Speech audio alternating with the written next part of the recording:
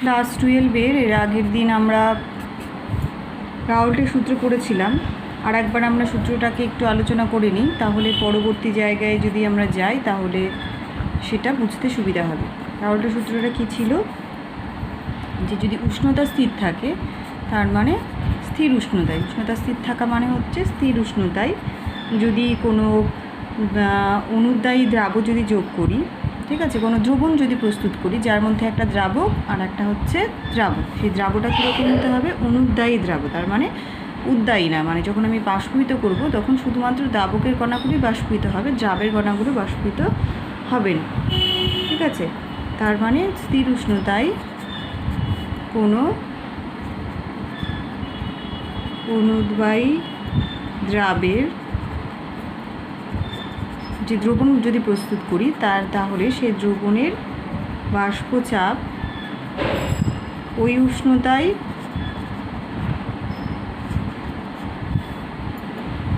যদি বিশুদ্ধ শুধু দ্রাবক নিয়ে তার বাষ্পচাপ বার করতাম, তাহলে বিশুদ্ধ দ্রাবকের বাষ্পচাপ ও দ্রাবকের যে মূল ভগ্নাংশের গুণফলের সমান। তার মানে কি, যদি আমি একটা দ্রবণ প্রস্তুত করি যে যার মধ্যে আমি কি নিচ্ছি, একটা দ্রাবক নিচ্ছি, ঠিক আছে, আর তার মধ্যে আমি কি যোগ করছি, একটা অনুদ্বায়ী দ্রাবক যোগ করছি, তাহলে এর মধ্যে যে দ্রাবকটা নিচ্ছি সেটা হচ্ছে অনুদ্বায়ী দ্রাবক। তার মানে যখন বাষ্পীভূত হবে তখন সেই বাষ্পের মধ্যে শুধুমাত্র দ্রাবকের বাষ্পই থাকবে, দ্রাবের বাষ্প থাকবে না। তাহলে সেক্ষেত্রে আমরা দেখেছিলাম এর আগের দিন যে বিশুদ্ধ দ্রাবকের বাষ্পচাপটা সবসময় বেশি হবে, দ্রবণের বাষ্পচাপ কম হবে, তাই না। বিশুদ্ধ দ্রাবকের বাষ্পচাপ, ঠিক আছে, এটা ধরো P0 বললাম, এটা কি হবে, যে দ্রবণের যে বাষ্পচাপ, দ্রবণের বাষ্পচাপ ধরো P ধরলাম, দ্রবণের বাষ্পচাপের থেকে সবসময় বেশি হবে। তার কারণ এখানে যেহেতু দ্রাবের কণাগুলো এই সারফেসটার মধ্যে জায়গা দখল করে নিচ্ছে, তাতে ভেপার বাষ্পীভূত হওয়ার জন্য দ্রাবক কণাগুলো কম জায়গা পাবে, তাহলে কম উৎপন্ন হবে। তার জন্য বিশুদ্ধ দ্রাবকের বাষ্পচাপ দ্রবণের বাষ্পচাপ থেকে সবসময় বেশি হবে। তো এবার এই যে দ্রবণের যে বাষ্পচাপটা সেটা কার সাথে সমানুপাতিক হচ্ছে, মূল ভগ্নাংশের সাথে সমানুপাতিক। কার মূল ভগ্নাংশ, দ্রবণের মধ্যে দ্রাবকের যে মূল ভগ্নাংশ তার সাথে সমানুপাতিক। সেটা যদি আমি x1 ধরি তাহলে এটা হচ্ছে x1 ইন্টু P0, এটা কি x1 ইন্টু P0, অবশ্যই এই মানটা ভগ্নাংশ আছে, তার জন্য এই দুটোর গুণফলটা এর সমান হচ্ছে। এটা হচ্ছে রাউল্টের সূত্র। তো এই জায়গাটা আমরা আগের দিনই বলেছিলাম। এবার আমরা এখান থেকে চলে আসবো আদর্শ আর অনাদর্শ দ্রবণের মধ্যে। আদর্শ দ্রবণটা কি, আদর্শ দ্রবণ হচ্ছে, তাহলে এটা দ্রবণ, সেটা কীরকম, আদর্শ দ্রবণটা কারা, যে দ্রবণগুলো রাউল্টের সূত্রটা মেনে চলে তারা হচ্ছে আদর্শ দ্রবণ। যে কোনো উষ্ণতায়, তুমি উষ্ণতা যাই রাখো না কেন, আর সে কিন্তু এই সূত্রটাকে মেনে চলবে। তাহলে যে সমস্ত দ্রবণ তারা কি করছে, যে কোনো উষ্ণতায় কি মেনে চলে, রাউল্টের সূত্রটাকে মেনে চলে, মানে এই সূত্রটাকে মেনে চলে, তারা হচ্ছে আদর্শ দ্রবণ। তারা কি দ্রবণ, তারা হচ্ছে আদর্শ দ্রবণ, ঠিক আছে। তাহলে এদেরকে বলবো আমরা আদর্শ দ্রবণ। তাহলে দ্রবণ যে কোনো উষ্ণতায় কী আকার ও গাঢ়ত্বে, যে কোনো উষ্ণতাও নিতে পারো, যে কোনো গাঢ়ত্বেও নিতে পারো, যে কোনো গাঢ়ত্বে রাউল্টের সূত্র মেনে চলে, তাদের আমরা কি বলবো, তাদের আমরা বলবো হচ্ছে আদর্শ দ্রবণ, ঠিক আছে। আদর্শ দ্রবণ হওয়ার জন্য যে শর্তগুলো প্রয়োজন, কী কী শর্ত থাকলে তারা আদর্শ দ্রবণ হবে, ধরো আমাদের A2 একটা আর B2 এটা একটা আলাদা আলাদা দ্রাবক কণা আছে, মানে একটা ধরো দ্রাবক আর একটা হচ্ছে দ্রাবক, ঠিক আছে। তো এর যে আকার আর বি এর আকার, এদের কি হবে, এদের যখন মেশাবো তার ফলে মেশানোর পর যেটা তোমার দ্রবণ হলো তাদের আকার, প্রত্যেকের আকার কিন্তু সমান হবে। তাহলে উপাদানগুলো যেগুলো দিয়ে তৈরি সেই উপাদানগুলো আকার আর দ্রবণটার মধ্যে যে অণুগুলোর আকার তাদের আকার পরস্পর সমান হবে। এবং এই যে আকর্ষণ বল, এই যে এই আকর্ষণ বল, বিবি আকর্ষণ বল, আর এদেরকে মেশানোর পর যে এবি তৈরি হলো, এদের আকর্ষণ বলও সমান হবে। তার মানে আকার সমান হবে, তাই তো? আর এদের কি হচ্ছে, আকার, আকৃতি, এগুলো কি হবে, এগুলো সমান হবে। যে উপাদানগুলো মেশাচ্ছে আমাদের, উপাদানের আকার আকৃতিগুলো সমান হবে। আর আকর্ষণটা সমান হবে, আকর্ষণ বলটা কি হবে, সমান হবে। কাদের আকর্ষণ বল? উপাদানগুলোর আকর্ষণ বল এবং দ্রবণ তৈরি হয়ে যাওয়ার পর যে এবি তৈরি হলো তাদের আকর্ষণ বলটাও কিন্তু পরস্পর সমান হবে। ঠিক আছে? এইগুলো শর্ত যদি মানে তাহলেই সে আদর্শ দ্রবণ তৈরি করবে। আদর্শ দ্রবণের ক্ষেত্রে কিন্তু ডেল এইচটার মানটাও 0 হবে, আর ডেল ভি যেটা, এটা হচ্ছে মিক্সিং, মানে মিক্সিত হওয়ার পর মিক্সিং, এটাও কিন্তু কী হবে, 0 হবে। তো এইটা গেল আমাদের আদর্শ দ্রবণের সংজ্ঞা। আর অনাদর্শ দ্রবণ কোনটা, বা তোমার হচ্ছে অনাদর্শ, এটার উদাহরণ একটা যদি আমি বলতে চাই, তাহলে একটা উদাহরণ তোমাদেরকে সাথে সাথে মুখস্থ করে রাখতে হবে যে কারা আদর্শ দ্রবণের মতো আচরণ করে, একটা উদাহরণ দাও। তাহলে উদাহরণ হবে বেনজিন আর টলুইনের দ্রবণ, বা তোমার এন হেক্সেন আর এন পেন্টেনের দ্রবণ, এরা হচ্ছে আদর্শ দ্রবণ। এবার আমরা চলে আসি অনাদর্শ দ্রবণ।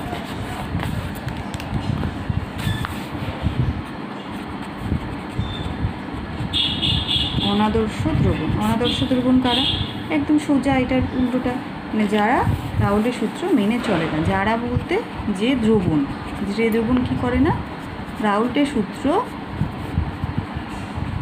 মেনে চলে না, তারা হচ্ছে অনাদর্শ দ্রবণ। ঠিক আছে? তাহলে অনাদর্শ দ্রবণের ক্ষেত্রে কী হবে, অবশ্যই এ তারপরে যেটা বি মেশাচ্ছি, এদেরকে মিশিয়ে যখন এবি তৈরি হচ্ছে, এদের আকারগুলো সবটাই আলাদা, এদের মধ্যে আকর্ষণ বল সেটাও হচ্ছে আলাদা। তো বেশিরভাগ ক্ষেত্রে দেখা যায় কি, অনাদর্শ দ্রবণের পরিমাণটাই বেশি। মানে যাদেরকে আমি মিশাচ্ছি তাদের আকারের সাথে নতুন যে দ্রবণটা তৈরি হচ্ছে তাদের অণুগুলোর আকার কিন্তু বেশিরভাগ ক্ষেত্রেই আলাদা হয়, এবং আকর্ষণ বলটাও কিন্তু আলাদা হয়। সেই জন্য প্রকৃতিতে মানে যখন দ্রবণ তৈরি হয় সেক্ষেত্রে অনাদর্শ দ্রবণ তৈরি হওয়ার সম্ভাবনাটাই সবথেকে বেশি। এবার তোমার অনাদর্শ দ্রবণ যে তৈরি হলো, সেক্ষেত্রে আমাদের আরও দুটো জিনিস এখান থেকে আমাদের জানতে হবে। সেটা হচ্ছে ধনাত্মক বিচ্যুতি আর হচ্ছে ঋণাত্মক বিচ্যুতি। একটা কি ধনাত্মক বিচ্যুতি আর একটা হচ্ছে কি ঋণাত্মক বিচ্যুতি। তার মানে কি, এই যে অনাদর্শ দ্রবণ যখন তৈরি হলো তখন আমরা কি দেখতে পাচ্ছি যে রাউল্টের সূত্র থেকে বাষ্পচাপ মাপলে যে বাষ্পচাপ হচ্ছে, আর যখন আমরা এমনি নর্মাল করে মাপতে যাচ্ছি, সূত্র প্রয়োগ করে যখন মাপতে যাচ্ছি যা হচ্ছে, আর এমনি যখন হাতে কলমে আমরা করছি তখন যা মান হচ্ছে, সেই দুটো মান মিলছে না। কোনো সময় মানটা বেশি হয়ে যাচ্ছে, কোনো সময় মানটা আবার কম হয়ে যাচ্ছে। তার মানে যখন আমরা পরীক্ষালব্ধ মান নিচ্ছি, পরীক্ষা নিরীক্ষা করে যে মানটা বের করছি, তাহলে পরীক্ষালব্ধ বাষ্পচাপের মানটা কী হচ্ছে, ওই একই উষ্ণতায় যখন আমরা রাউল্টের সূত্র প্রয়োগ করে বাষ্পচাপের মান পার করছি তার থেকে হয় কম হচ্ছে, না হলে কি হচ্ছে, বেশি হচ্ছে। যদি তোমার বেশি হয় তাহলে আমরা সেটাকে বলবো কি, ধনাত্মক বিচ্যুতি, আর যদি কম হয় তাহলে আমরা বলবো ঋণাত্মক বিচ্যুতি। তার মানে এটা কি, এটা হচ্ছে তোমার পরীক্ষালব্ধ ফল, পরীক্ষালব্ধ বাষ্পচাপ ভার্সেস একই উষ্ণতায়, মানে সম উষ্ণতায় রাউল্টের সূত্র থেকে প্রাপ্ত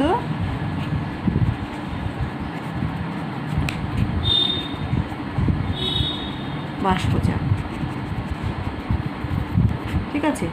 এবার যদি পরীক্ষালব্ধ বাষ্পচাপটা রাউল্টের সূত্র থেকে বাষ্পচাপ থেকে কম হয়, তাহলে যদি কম হয় তাহলে আমরা বলবো যে ঋণাত্মক বিচ্যুতি, আর যদি পরীক্ষালব্ধ বাষ্পচাপ সম উষ্ণতা রাউল্টের সূত্র থেকে বাষ্পচাপের থেকে বেশি হয় তাহলে আমরা বলবো হচ্ছে ধনাত্মক বিচ্যুতি। ঠিক আছে? তো ধনাত্মক বিচ্যুতি আর ঋণাত্মক বিচ্যুতি হওয়ার পেছনের কারণটা কী, ধনাত্মক বিচ্যুতি কেন হয় আর ঋণাত্মক বিচ্যুতি বা কেন হয়। ধনাত্মক বিচ্যুতি কারণ যদি দেখি, আমরা কি দেখলাম যে আমাদের যে অণুগুলো মেশাচ্ছি এ আর বিকে, তখন আমাদের এবি তৈরি হচ্ছে, তাই তো? এবার এ আর বি এর মধ্যে যদি আকর্ষণ বলটা কম থাকে তাহলে কি দেখা যাবে, এদের মধ্যে যদি আকর্ষণ বল তোমার এদের বিশুদ্ধ অবস্থায় এ এ বা বিশুদ্ধ অবস্থায় বি বি আকর্ষণ বলের থেকে যদি এ বি এর আকর্ষণ বল কম হয় তাহলে কি হবে, এরা বাষ্পীভূত হতে চাইবে না। যখন আমি দ্রবণ প্রস্তুত করে বাষ্পীভূত করতে চাইবো তখন কি হবে, এরা বাষ্পীভূত হতে চাইবে না। তুলনামূলকভাবে এরা কিন্তু বেশি বেশি বাষ্পীভূত হবে, তাই না? তাহলে সেই ক্ষেত্রে কিন্তু আমাদের বাষ্পচাপের মানটা কি হচ্ছে, বেশি হয়ে যায়, তখন আমরা বলবো ধনাত্মক বিচ্যুতি। আর যদি দেখি যে তোমার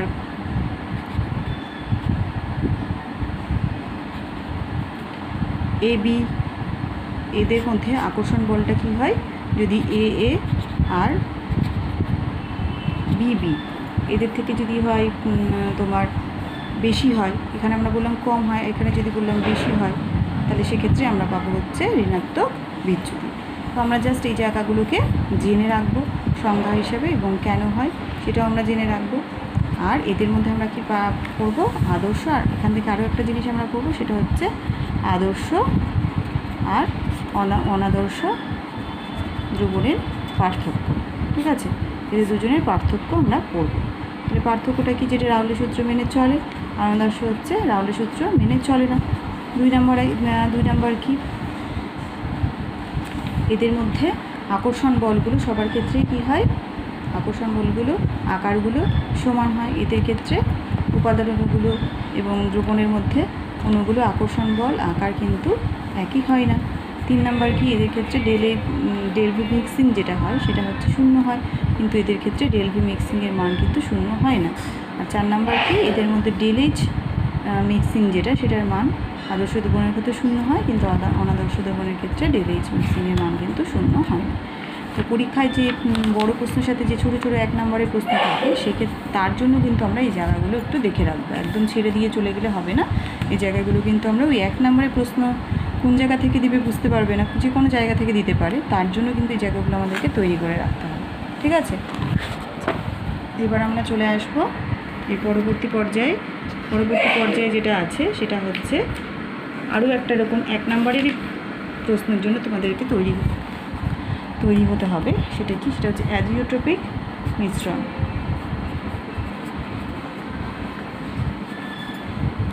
অ্যাজিওট্রপিক মিশ্রণ কি, অ্যাজিওট্রপিক মিশ্রণ হচ্ছে দুটো জিনিসের, আমরা কি জানি যে পাতন প্রক্রিয়ার মাধ্যমে কী করা হয়, যখন আমরা পাতন করি, মাংসিক পাতন করি, তখন কি হয়, উপাদানগুলো কি হয়ে যায়, উপাদানগুলো আলাদা হয়ে যায়, তাই তো, উপাদানগুলো আলাদা হয়ে যায়। কিন্তু অ্যাজিওট্রপিক মিশ্রণের ক্ষেত্রে যখন আমরা পাতন করার পর কী হবে, যখন আমরা এরকম একটা মিশ্রণ নিয়ে তাকে কী করছি, তাকে আমরা পাতন করছি। পাতন করার ফলে কী উৎপন্ন হবে, পাতন করার ফলে বাষ্প উৎপন্ন হবে। বাষ্পর মধ্যেও কি দেখবে, এখানে যা যা উপাদান ছিল এ বি যেরকম তোমার সংযোজিত ছিল, মানে যেরকম প্রপোর্শনে ছিল, এখানেও কী হবে, এ বি সেই প্রপোর্শনেই থাকবে, সেই সংযোজিতেই থাকবে।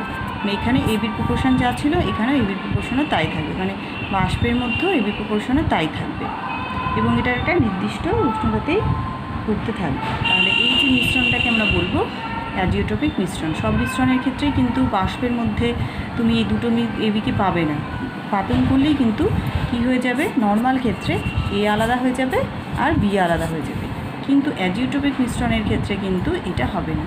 বাষ্পটার মধ্যেও এই মিশ্রণের মধ্যে এবি যেরকমভাবে ছিল, বাষ্পর মধ্যেও এবি সেই অবস্থাতেই থাকবে। তাহলে এটার সংজ্ঞাটা কিন্তু আমাদেরকে তৈরি করতে হবে। সংজ্ঞাটা কি, সংজ্ঞাটা হচ্ছে যে সমস্ত, তাহলে এটা কি অ্যাজিওট্রপিক মিশ্রণ বলছি, তার মানে তরলের মিশ্রণ, যে সমস্ত মিশ্রণ একটা স্থির উষ্ণতায় স্থির চাপে অপরিবর্তিত সংযোজিতে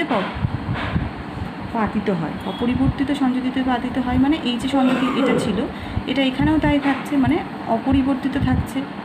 পাতিত হচ্ছে মানে পাতন করার পর যে বাষ্প হচ্ছে তার মধ্যেও এটাই থেকে যাচ্ছে, অপরিবর্তিত সংযোজিতে পাতিত হয়, সেই মিশ্রণটাকে বলে অ্যাজিওট্রপিক মিশ্রণ। তার মানে তরলের মধ্যে মিশ্রণের যে উপাদান ছিল, পাতনের পর উৎপন্ন যে বাষ্প, তার মধ্যেও কিন্তু তাদের সংযুতিটা একই থাকে।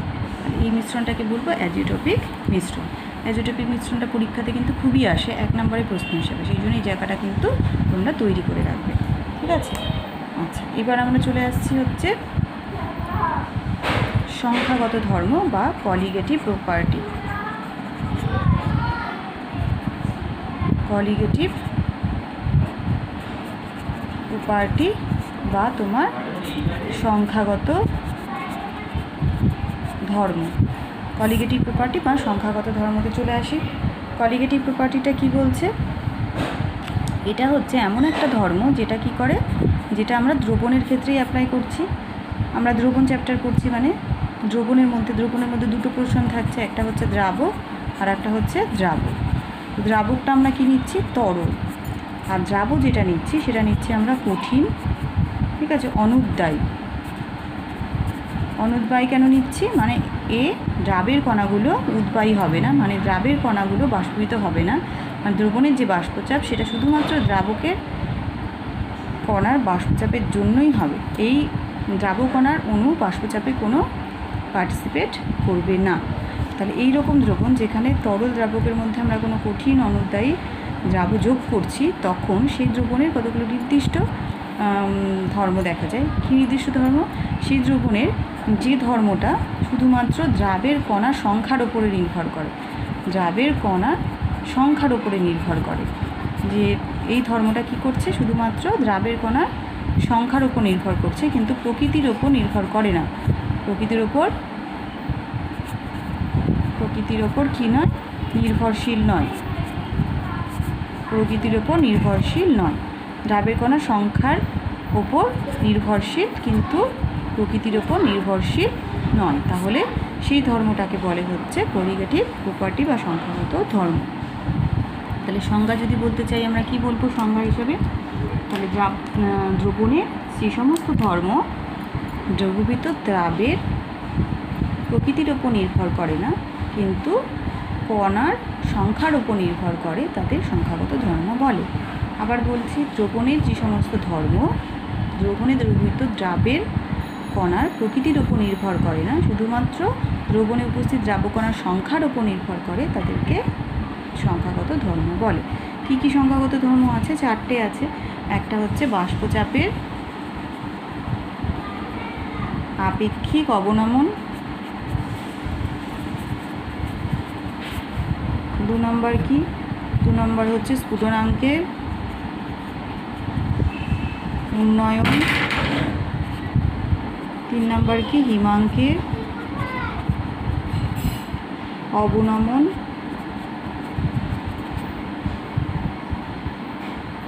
আর 4 নম্বর কি? 4 নম্বর হচ্ছে অভিস্রবণ চাপ। এই 4টে কিন্তু সংখ্যাগত ধর্ম, মানে এরা শুধুমাত্র দ্রাবকণার সংখ্যার উপর নির্ভর করে, দ্রাবকণার প্রকৃতির ওপর কোনোভাবেই নির্ভর করে না। তো এর মধ্যে আমরা ফার্স্টে আলোচনা করব হচ্ছে বাষ্পচাপের আপেক্ষিক অবনমন। বাষ্পচাপ যে, সেটা তো বুঝতেই পেরেছ, যখনই আমি একটা অনুদ্বায়ী দ্রাবণ নিচ্ছি, যখন আমরা একটা দ্রবণ করছি, দ্রবণের মধ্যে কি থাকছে? একটা হচ্ছে তরল দ্রাবক থাকছে, আর কি থাকছে? অনুদ্বায়ী কঠিন দ্রাব থাকছে। এই জায়গাটা আমরা প্রথম দিকে আলোচনা করেছিলাম। তখন কি? দ্রবণের যে বাষ্পচাপ, তাই তো, সেই দ্রবণের যে বাষ্পচাপ সেটা কি হয়? তরল দ্রাবকের বাষ্পচাপের জন্যই হয়। এবং আরও যদি আমরা লক্ষ্য করি, তাহলে আমরা দেখেছি যে দ্রবণের বাষ্পচাপটা কি হচ্ছে? বিশুদ্ধ তরল নিয়ে শুধু যদি তার বাষ্পচাপ বার করি, তার থেকে কিন্তু দ্রবণের বাষ্পচাপটা কম হচ্ছে। কেন? কারণ ওই যে ওপেন স্পেসে দ্রাবক কণাগুলো কিছুটা জায়গা অপচয় করে আছে। তাই যতটা সংখ্যক বিশুদ্ধ অবস্থায় তরল থেকে বাষ্প উৎপন্ন হতে পারছে দ্রাবক থেকে, দ্রবণ নিলে সেই স্পেসও পাচ্ছে না, দ্রাবকের কণাগুলো ততটা স্পেস পাচ্ছে না, তার জন্য কম কম পরিমাণে বাষ্প উৎপন্ন হচ্ছে। তো এইটা হচ্ছে, এটার ক্ষেত্রে আমরা দেখেছি যে বিশুদ্ধ অবস্থা দ্রবণের বাষ্পচাপটা কী হয়? বিশুদ্ধ অবস্থায় যে দ্রবণ বললাম, বিশুদ্ধ অবস্থায় দ্রাবকের যে বাষ্পচাপ আর দ্রবণের মধ্যে যে বাষ্পচাপ হয় তার থেকে অবশ্যই বেশি হয়। এবং এই যে জিনিসটা থেকে আমরা এবার সূত্রটাতে আস্তে আস্তে আসবো। তো এই যে তোমার কলিগেটিভ প্রপার্টি যে সূত্রটা বললাম, সেই সূত্রটা মানার জন্য কিন্তু কতগুলো শর্ত আছে। দেখো, আমি বলেছি যে অনুদ্বায়ী কঠিন দ্রাব নিতে হবে। এবার দ্রাবটা যদি নিজেরটা পাল্টে যায়, মানে দ্রাবটা যদি তোমার তোমার তড়িৎ অবিশ্লেষ্য হতে হবে, কিন্তু কঠিন হতে হবে এবং কী হতে হবে, তড়িৎ অবিশ্লেষ্য।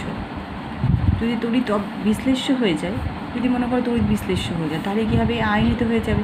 আয়নিত হয়ে গেলে কিন্তু সংখ্যাটার মানটা চেঞ্জ হয়ে যাবে, তাহলে কিন্তু সেটা হবে না। তাহলে অবশ্যই কী করতে হবে, যে দ্রাবটা আমরা নিব সেই দ্রাবটা তড়িৎ অবিশ্লেষ্য অনুদ্বায়ী কঠিন দ্রাব হতে হবে। আর যখন মনে করো আমি দ্রবণটাকে শীতল করব, তাহলে শর্তটা কি, এটা একটা শর্ত, এখানে আমি লিখে দিচ্ছি। শর্তটা হচ্ছে দ্রাবকণাটাকে তড়িৎ অবিশ্লেষ্য অনুদ্বায়ী কঠিন হতে হবে। আর 2 নম্বর শর্ত, দ্রবণটাকে যখন আমি শীতল করব তখন আমি কি দেখব, যখন শীতল করবো ধীরে ধীরে ধীরে ঠান্ডা করতে থাকবো, তখন কিন্তু দ্রবণের হিমাঙ্কের কেবল দ্রাবকটি কঠিন আকারে বাইরে বেরিয়ে আসবে, মানে দ্রাবকটাই সলিড হবে। যখন আমি ঠান্ডা করবো ধীরে ধীরে ধীরে ধীরে, তখন দ্রাবকটা ধীরে ধীরে সলিড হবে। সেই দ্রাবকের মধ্যে কিন্তু কোনো দ্রাবকণা দ্রবীভূত থাকবে না। তার মানে যখন আমি এটাকে হিমাঙ্কের মানে দ্রবণটাকে কি করব, ঠান্ডা করব, তখন কিন্তু কি হবে না, তোমার হিমাঙ্কে গেলে শুধু দ্রাবক কণা কঠিন আকারে বেরিয়ে আসবে,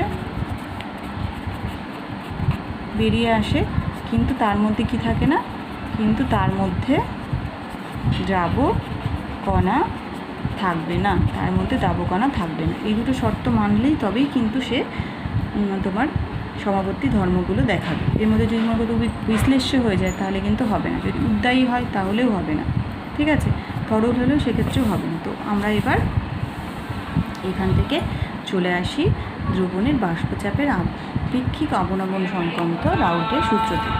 ফার্স্ট আমরা বলেছিলাম যে দ্রবণের বাষ্পচাপের আপেক্ষিক অবনমন, ঠিক আছে, এটা সংক্রান্ত রাউলের সূত্রতে আমরা চলে আসি। তার মানে আবার আমরা বলছি যে কোনো অনুদ্বায়ী তড়িৎ অবিশ্লেষ্য কঠিন দ্রাব যখন কোনো তরলের মধ্যে আমরা দ্রবীভূত করে দ্রবণ তৈরি করব, তখন আমরা কি দেখব, আমাদের দ্রবণের বাষ্পচাপের আপেক্ষিক অবনমন হবে। তার কথাটার মানে কি, তার মানে আমি এখানটাতে দ্রবণ প্রস্তুত করছি, দ্রবণের মধ্যে কী নিচ্ছি, দ্রাবক নিচ্ছি, দ্রাবকটা কীরকম, তরল, আর দ্রাবটা নিচ্ছি, যে দ্রাবটা কীরকম, দ্রাবটা হচ্ছে তড়িৎ অবিশ্লেষ্য আর কি কঠিন আর কি অনুদ্বায়ী, ঠিক আছে। যখন আমি এই মিশিয়ে এদেরকে দ্রবণ তৈরি করছি, তখন দ্রবণের বাষ্পচাপটা কী হচ্ছে, দ্রবণের বাষ্পচাপটা কার থেকে কম হচ্ছে, বিশুদ্ধ দ্রাবক থেকে, বিশুদ্ধ দ্রাবকের বাষ্পচাপ থেকে কি হয়, বাষ্পচাপ থেকে কি হয়, কম হয়, তাই তো, বাষ্পচাপ থেকে কম হয়। এবার বাষ্পচাপের আপেক্ষিক অবনমন, তার মানে কি, এটা যদি পি হয় আর এটা যদি P0 হয়, তাহলে যেটা কমছে সেটা মানে কি P0 মাইনাস পি, এটা হচ্ছে যতটা কমছে। এবার আপেক্ষিক যে কমা, আপেক্ষিক অবনমন, এটার মানে কি P0 মাইনাস, এবার আপেক্ষিক যখনই বলছি তখনই কিন্তু আমাকে মূল যে জিনিসটা সাপেক্ষেটা হচ্ছে সেটা করতে হবে, মানে P0 minus P by P0, এটা হচ্ছে আপেক্ষিক অবনমন। এটা কার আপেক্ষিক অবনমন, এটা হচ্ছে দ্রবণের বাষ্পচাপের আপেক্ষিক অবনমন, তাই না, দ্রবণের বাষ্পচাপের আপেক্ষিক অবনমন। প্রথম এটুকু হলো অবনমন, আর যখনই P0-তে ভাগ করলাম তখন হলো আপেক্ষিক অবনমন।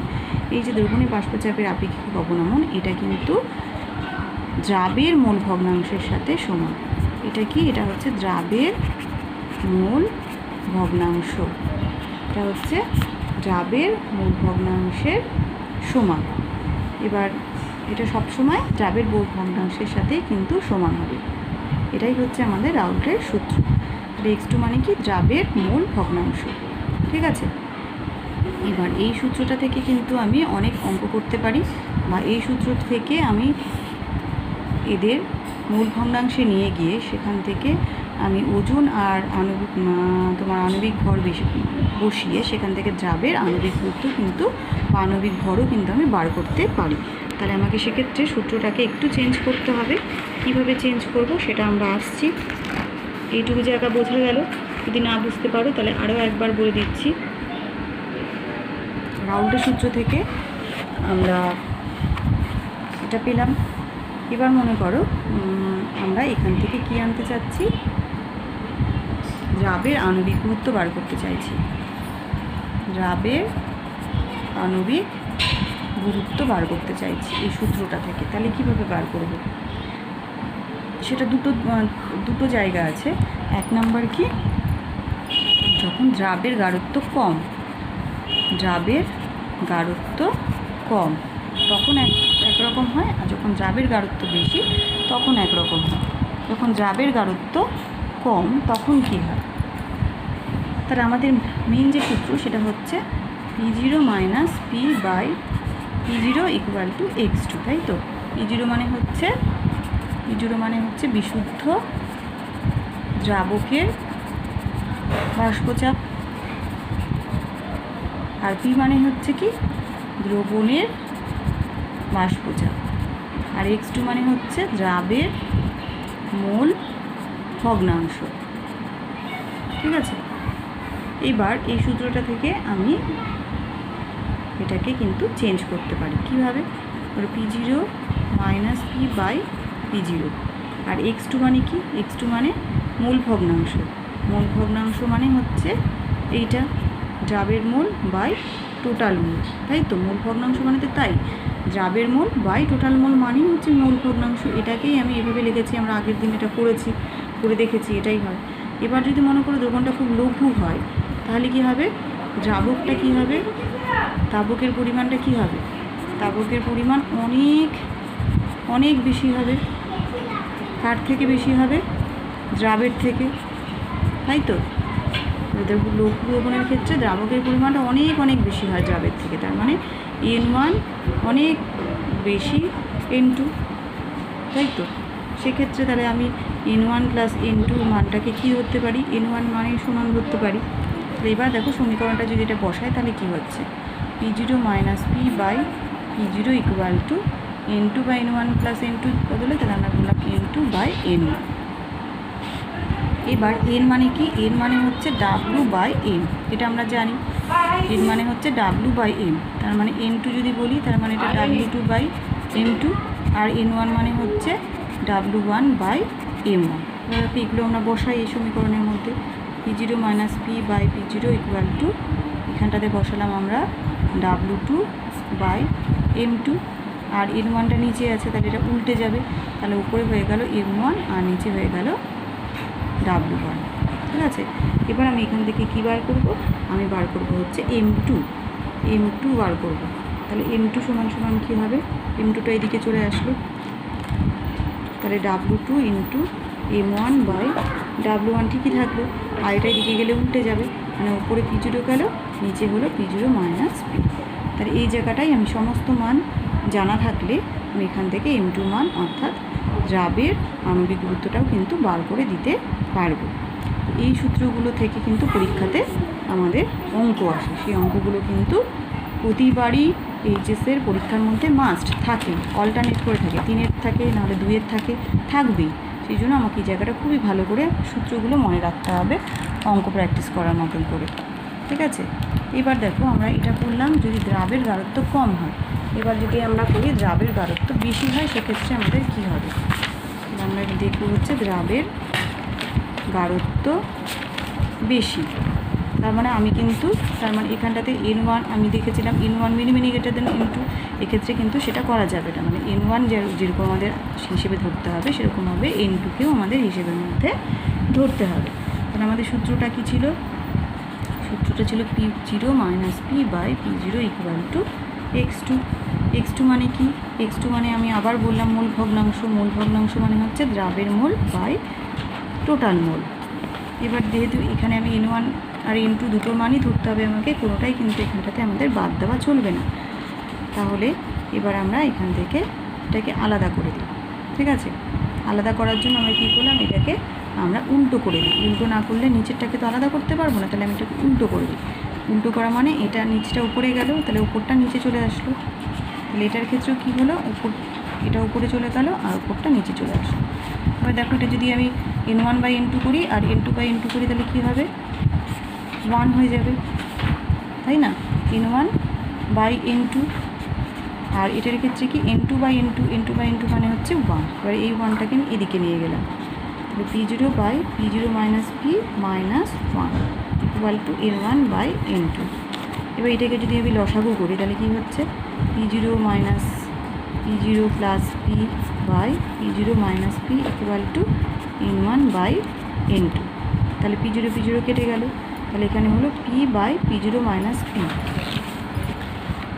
আর আমরা পেলাম P by P0 minus P equal to N1 by N2। আবার একইভাবে N1 N2 আমরা জানি, তাই না, N1 N2 আমরা জানি, N1 মানে কি W1 by M1, R M2 মানে কি W2 বাই M2। বাইটা কি হয়ে যাবে, উপরে চলে যাবে। তাহলে এখান থেকে আমরা M2 যদি বার করতে চাই তাহলে সবটাই এই পাশে নিয়ে আসি, P by P0 minus P, এটা এদিকে থাকলো আর এটা এদিকে চলে আসবে, তাহলে এটা উপরে উঠে যাবে, এটা হবে M1 into W2 by W1। তাহলে এই সূত্র ধরেও কিন্তু আমি মান বসিয়ে দিয়ে আমরা যখন দ্রাবের গাঢ়ত্ব বেশি তখনও কিন্তু আমরা তার আণবিক গুরুত্ব বার করতে পারি।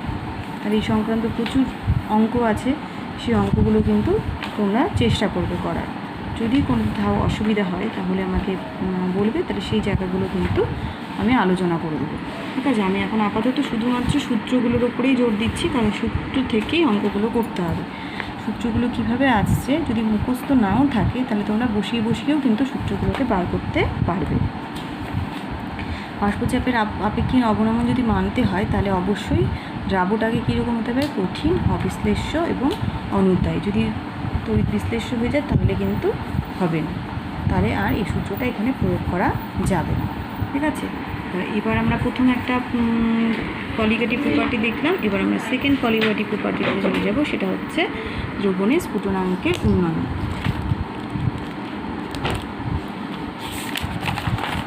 2 নম্বর কলিগেটিভ প্রপার্টি হচ্ছে দ্রবণের স্ফুটনাঙ্কের উন্নয়ন। উন্নয়ন মানে হচ্ছে বৃদ্ধি পাচ্ছে, মানে দ্রবণের স্ফুটনাঙ্ক কী হচ্ছে, বৃদ্ধি পাচ্ছে। যখনই আমি একটা দ্রাবকণা যোগ করব কোনো দ্রবণে তখন কি হবে, বিশুদ্ধ দ্রাবকের যেটা স্ফুটনাঙ্ক ছিল তার থেকে দ্রবণের স্ফুটনাঙ্কটা কী হবে, বেড়ে যাবে।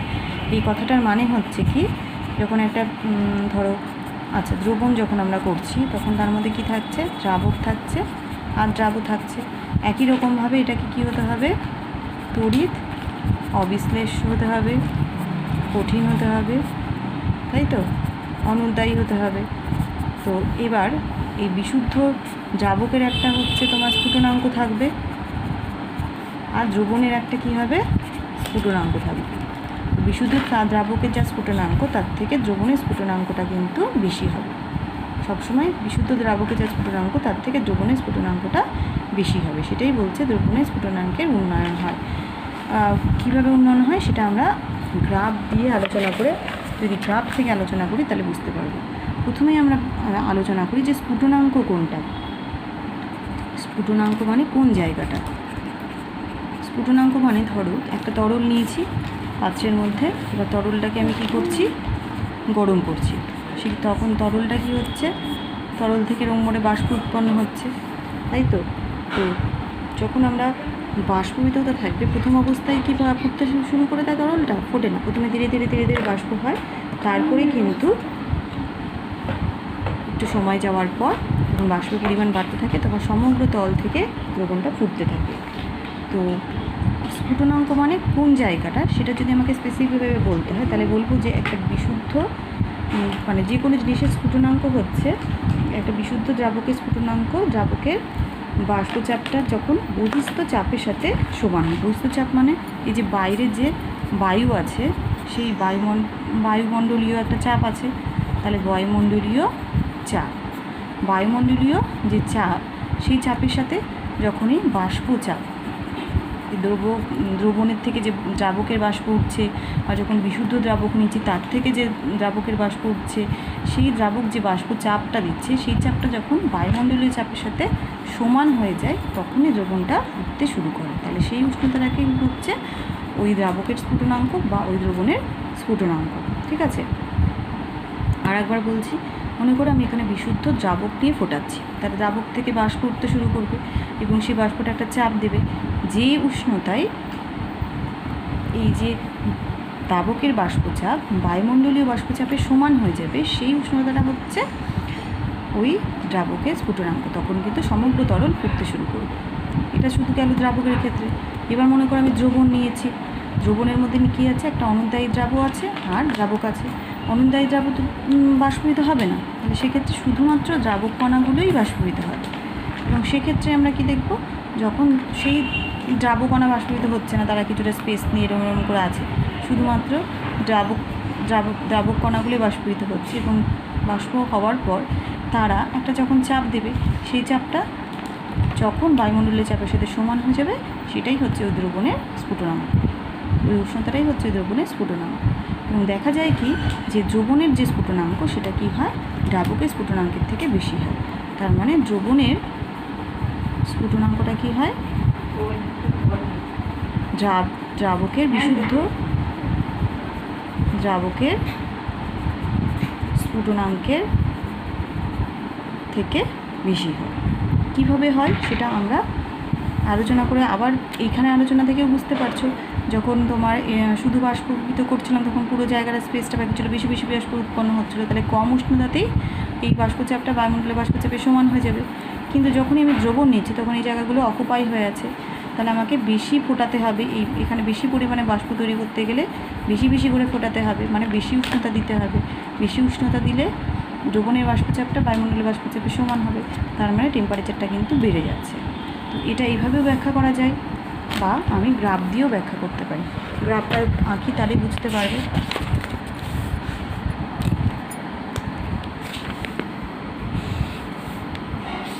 ধরো এদিকে আমি নিচ্ছি হচ্ছে উষ্ণতা, আর এদিকে আমি করছি হচ্ছে বাষ্পচাপ।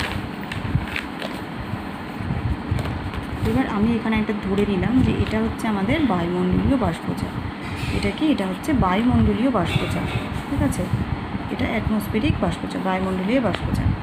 এবার যখন আমি দ্রাবক নিব তখন কি হবে, দ্রাবকের ক্ষেত্রে এরকম আমি একটা পাবো, এটা হচ্ছে দ্রাবক।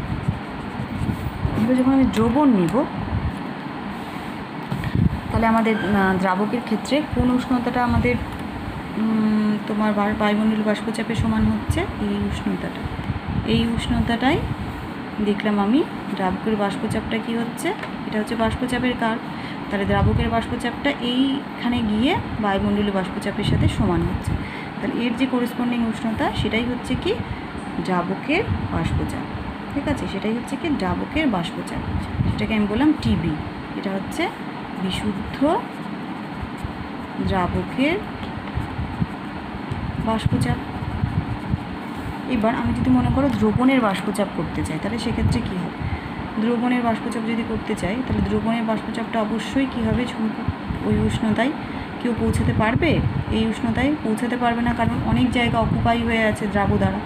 তাহলে এই উষ্ণতা পৌঁছাতে কিন্তু, বায়ুমণ্ডলীয় উষ্ণতা পৌঁছাতে কিন্তু ওকে আরও বেশি পরিমাণে তাপ দিতে হবে। তাহলে এই যে পয়েন্টটা আমরা পেলাম সেটা হচ্ছে টিবি ড্যাশ। এটা হচ্ছে কি, এটা হচ্ছে দ্রবণের তোমার স্ফুটনাঙ্ক, সরি এটা হচ্ছে স্ফুটনাঙ্ক না বলে আমি বাষ্পচাপ লিখে দিয়েছি, এটা হচ্ছে দ্রবণের স্ফুটনাঙ্ক, ঠিক আছে। তাহলে এই যে উষ্ণতাটা, এটা হলো বিশুদ্ধ দ্রাবকের স্ফুটনাঙ্ক হবে। আমি বাষ্পচাপ লিখেছি, বাষ্পচাপ হচ্ছে এই যে কার্ভটা হচ্ছে বাষ্পচাপ, আর উষ্ণতাটা যেটা বললাম সেটা হচ্ছে স্ফুটনাঙ্ক। টিবি হচ্ছে বিশুদ্ধ দ্রাবকের স্ফুটনাঙ্ক, আর টিবি ড্যাশ হচ্ছে দ্রবণের স্ফুটনাঙ্ক। কেন বলে সেটা বুঝতেই পারছো, কারণ আমাকে যেহেতু স্পেসগুলো অকুপাই হয়ে আছে, তাই বেশি পরিমাণে বাষ্প তৈরি করতে গেলে বেশি পরিমাণে হিট দিতে হচ্ছে, মানে বেশি উষ্ণতা প্রয়োগ করতে হচ্ছে। তার জন্য এই উষ্ণতাতেই কিন্তু দ্রাবক বাষ্পচাপের বাইরে বায়ুমণ্ডলীয় বাষ্পচাপের সমানে আসতে পারবে না দ্রবণটা। দ্রাবক চলে আসতে পারবে, কিন্তু সেই উষ্ণতা দ্রবণ আসতে পারবে না। দ্রবণকে এই উষ্ণতা আসতে গেলে আরও আমাকে কী করতে হচ্ছে, তাপ দিতে হচ্ছে, তারপরে ওই এই জায়গায় আসতে পারছে। তাহলে এটা হচ্ছে দ্রবণের স্ফুটনাঙ্ক, এটা দ্রাবকের স্ফুটনাঙ্ক। তাহলে টিবি ড্যাশটা কি, অবশ্যই টিবির থেকে বেশি হবে।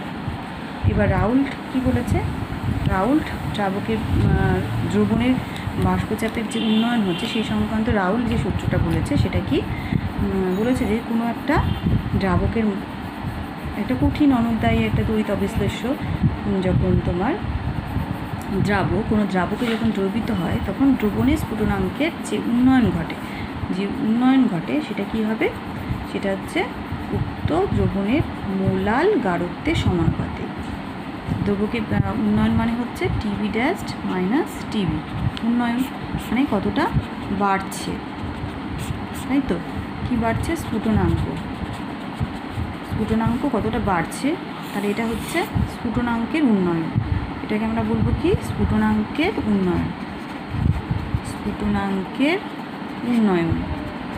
এটা কার সাথে সমানুপাতিক? এই স্ফুটনাঙ্কের যে উন্নয়ন ঘটছে সেই উন্নয়নটা সমানুপাতিক হচ্ছে সিএম বা শুধু এম। এম মানে কি? এম মানে হচ্ছে দ্রাবের মোলাল গাঢ়ত্ব, কিন্তু আমরা প্রথমেই পড়েছিলাম মোলাল গাঢ়ত্ব 1000 গ্রাম দ্রাবকে যত গ্রাম মোল থাকে সেটাই হচ্ছে মোলাল গাঢ়ত্ব। ঠিক আছে, তো এটা হচ্ছে আমাদের মোলাল গাঢ়ত্ব। Del TV dash minus TV equal to এটা এটাকে এর বদলে আমি লিখতে পারি কি? Del TV. এই টিভি ড্যাশ মাইনাস টিভির বদলে আমি লিখতে পারি হচ্ছে ডেল টিভি। তাহলে ডেল টিভি প্রপোর্শনাল টু কিন্তু হবে আমাদের এম। এবার ডেল টিভি যে জায়গাটা আছে সেখানটাই আমি যদি কোনো সমানুপাতিক চিহ্নটা তুলে দিই তাহলে আমাদের হবে হচ্ছে কেবি ইন্টু এম। তাহলে কেবি হচ্ছে আমাদের ধ্রুবক, এটাকে বলে কি? উন্নয়ন ধ্রুবক, স্ফুটনাঙ্কের উন্নয়ন ধ্রুবক, আর এম মানে কি? এম মানে হচ্ছে মোলাল গাঢ়ত্ব। মোলাল গাঢ়ত্ব মানে কি?